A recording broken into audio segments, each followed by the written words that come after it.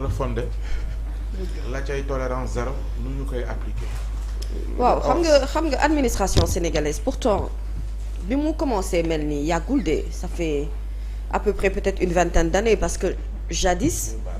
l'administration sénégalaise modèle la woon modèle africain la woon à cause de sa compétence à cause de son impartialité administration sénégalaise dañu ko daan citer sax en termes d'exemple mais booy xool c'est à partir des années 2000 que le commencé dégradé wu improvisation dugg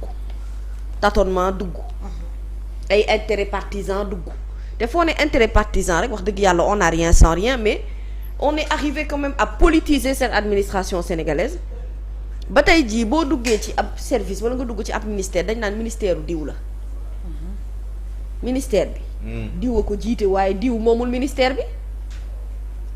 parce que politisation bi bëri c'est-à-dire une fois que tu es nommé directeur say nit ngay indi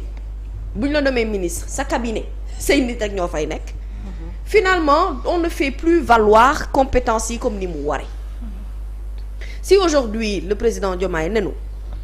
lii yëpp bu ñu ko bëggee def il va falloir ñu appliquer rigueur tu sais ce débat là sur l'administration sénégalaise ce n'est pas la première fois que ça se pose de on en parle depuis des années depuis 2000 depuis 2017 depuis 2020 depuis 2022 il y a même c'est-à-dire des thèses qui sont soutenues sur ça pour que ñu mën a changer ni ñu yegg ni tey sauf que dañoo yegg à un degré yàqu-yàqu goo xam ne on se pose la question ndax si réellement dinañu réussir le pari de jubbantiwaat yëf yi pour def ko nag c'est simple gis nga tolérance zéro bii muy wax pour man sa expression bi dafa tubaab bi ba ëpp loo ko bëgg a waxee non man dama gëm ni Sénégal pour ñu mën ko jubbanti il va falloir que nga gumba nga tëx nga lu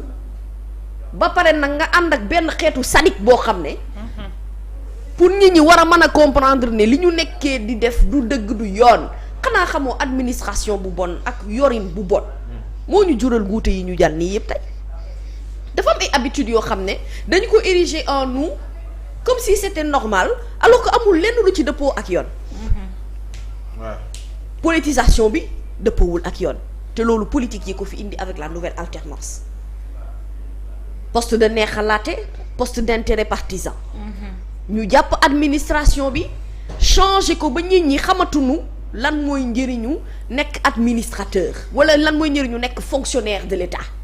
moo tax administrateur yi manager yi la woon mais parce que nag boo bëggee lijjanti problème bi nga xamante ne mu ngi tàmbalee ca mbañaxaan ga ca njiit ga parce que bul fàtte ne dafa am ñoo xamante ne c'est des défauts de qualité de management te un manager qui n'a pas le bon comportement mënul infliger ci équipe am ñu mën a am benn lignée bi nga xamante ne moom la ñu soxla su leen woowee ne leen c'est parce que dafa bëgg mu dicter leen conduite bi nga xam ne dorénavant moom la bëgg mu am bu fekkee détournement am na ci administration la jaar et là on parle d'un scandale au niveau du trésor public mais xaw ma ndax nit ñi ñu ngi natt bu baax li ñuy wax wala déet on parle également de scandale au niveau de nos fonciers qui passent par les impôts et domaines c'est-à-dire ci sphère yi nga xam ne ñoo gën a am solo ci état foofee nag la ñuy dem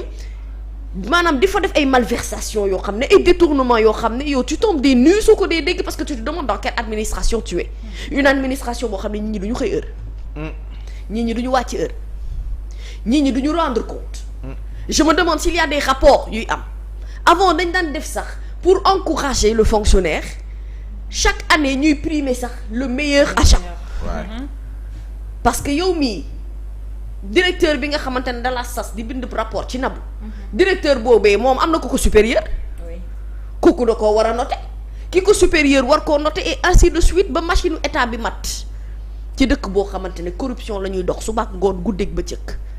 yaa ma neex bii ma nee kaay bu ma la dee lijjanti ñëwoon ñu jaar ci suuf ci dëkk boo xamante ne nii c'est-à-dire tout est à revoir jusqu'à l'accueil et même le gardiennage ça pose problème il n'y a absolument rien qui fonctionne comme dans les normes ci li ñu ko soxla ci wàllum administration. Le président de la République entreprise publique stratégique yi doit faire l'objet d'un contrôle rigoureux et permanent. mais xam nga ñoom pourquoi ils ont pris autant de mois parce qu'il leur a fallu tout ce temps pour comprendre que tout est pourri jusqu'à l'os Air Sénégal mais il y a xam nga yaa ngi lim amul benn société sénégalaise normale boo xamante ne dafa war a productif ci jamono bii ñu toll boo xam ne mën na génne Sénégal économiquement ci goutte économique bi ñu dugg xam nga lu tax parce que les Sénégalais ont maintenant pris l'habitude de bu ñu la joxee poste rek li ngay xalaat mooy loo cay am yow ak say bokk nekkatul yow lan ngay jëriñ réew mi sacrifice don de soi boobu ñuy wax moo amatul nit ñi jaralatu leen dara te on doit pouvoir relever le niveau une bonne fois pour toutes parce que au-delà des discours kan moo ko def sax mais pour dire vrai ñi nga xamante ne ñoo fi jóge yan décret lañ fi signé ñaata nit lañ fi CDIsé waaw partir ils ont quand même mais don de ma poche te li ci gën a metti mooy léegi dañuy làqatu ci benn mbir Salma Ibrahima Fall et ça c'est la malhonnêteté intellectuelle c'est-à-dire de nos intègres administrateurs souvent mooy ne am nañu xam-xam de xam nañu sax nan lañ ko war a liggéey mais dañ ko dul utiliser à bon escient wala boog buñ ko di utiliser à bon escient c'est parce qu'il y a un chèque caché sous la table tous les vrais dossiers ne sont pas réellement traités finalement yow moom meew nekkee liggéeykat tu n'es pas à l'aise fa ngay liggéeyee parce que bëgguñu reconnaître liggéeykat ba dañ koy jéppi dañ naan kii dafa bëgg service ndax tàmm nañu loolu tàmm nañu paresse intellectuelle boobu pour une administration qui nous coûte excessivement cher le président Diomaye a raison de dire que notre administration elle est budgétivore combien vote-t-on de budget à l'Assemblée nationale alloué à des ministères yuy wàcc ci ay directions te amuñu benn productivité ci réew mi président ne la am na jafe-jafe tey jii économiquement c'est-à-dire on a même plus de marge waaw loolu nag li ci Sénégalais yi war a dégg mooy noo yeegu leen ndax man joowaaya noo may noo yeegu ma noo yeegu leen ce n'est pas demain la veille que les choses vont changer dans ce pays ci dëkk boo xamante ne de 2021 jusqu'à 2023 nos confrères nous apprennent que cet État-là a acheté 650 véhicules te chaque jour boo yeewoo ak scandale bu bees booy découvrir da nga bëgg a wax ne dañuy dëggal kàddu yi ñu waxoon ci seen bi ñuy soog a tàmbali Ousmane Sonko sax moo ko waxoon d'ailleurs mais dañu hérité d'un pays en ruine mais non c'est-à-dire nous-mêmes nous sommes en ruine nous-mêmes nous sommes ruinés c'est-à-dire nous sommes ruinés et le pire c'est que nous sommes ruinés et ils ont même pas eu besoin de nous endormir parce que ñun tamit dañoo dem ba habitué wu ci système administratif boobu yow tey jii boo soxlaa benn këyit police loolu la commissaire wala signer mais signature nga war a dem déposer ko le matin jëlee waat ko après-midi yow da ngay dem état civil parce que tu as besoin d'un papier finalement on l'accepte c'est-à-dire ñun on accepte li ñu dal comme si c'était normal tu vas dans les hôpitaux tu as des problèmes liés à l'accueil à l'orientation ainsi de suite te loolu mooy détaillant bi de tout le gros problème donc ce qui veut dire que ñun ñoo war a soppi suñu jikko Ousmane Sonko vous dit il faut qu'on change de système xam nga bu ñu dee wax système dañuy yaakaar ne ça s'arrête à la politisation am na ci wàll nag ndax bu ñu dee waxante dëgg réew mi ay politique ko yàq politique bi ñoo ko jëlee ci géewu politique bi toxal ko ci géewu administration di luubal di def ay malversation di détourner xam nga ñu war leen a def lan fang dàng jàpp tëj ci kaso bi dem jëli seen alal yi ñu suul ci seen kër yi jox ko askan wi. moo tax rapport bu ñu génnee tudd ci association de malfaiteurs ak képp ku leen jàppale. xoolal kaay ma wax la nag par tous les canaux nag possible via communication via neexalante via goro via ainsi de suite. On est arrivé à un stade où il faut que les Sénégalais comprennent que dëkk bii dafa yàqu xeetu yàqu boo xam ne bu la ko nit di wax da ngay yaakaar ne mbiri eeni politique la te politique dafa am fu mu yem cim réew am réew mënul développer wu par de la politique 365 jours sur 365 jours il va falloir que ñi liggéey nag ci biir ministère yi donte mënuñoo saytu ba xam ku ne fan nga bokk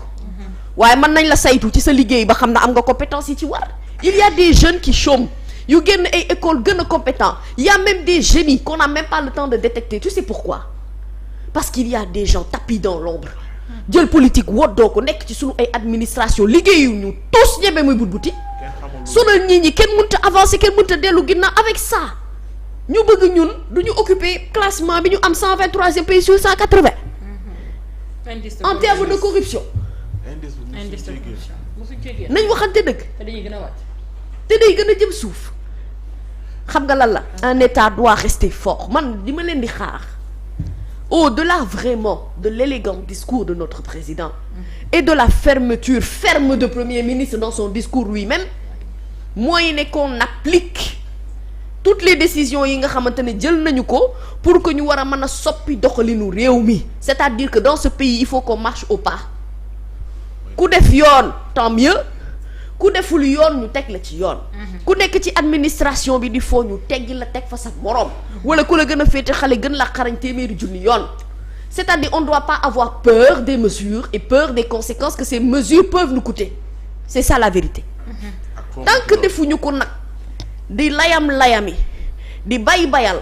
di neexal ak di seet luy bañ ay nit Sénégal gii du gaaw a jubbantiku te jubbantiku du ay caaxaan kon nag il faut appliquer toutes ces mesures yi nga xamante ne annoncé nañu ko loolu mooy tax ñu mën a teguwaat sur les bases d'une administration forte loin de la politisation loin du système de corruption loin de tout ce qui peut nous enfreiner ñun à notre propre évolution parce que notre économie est à bas de terre te pour ñu yëkkati ko tey il va falloir que mu am ay nit ñu jub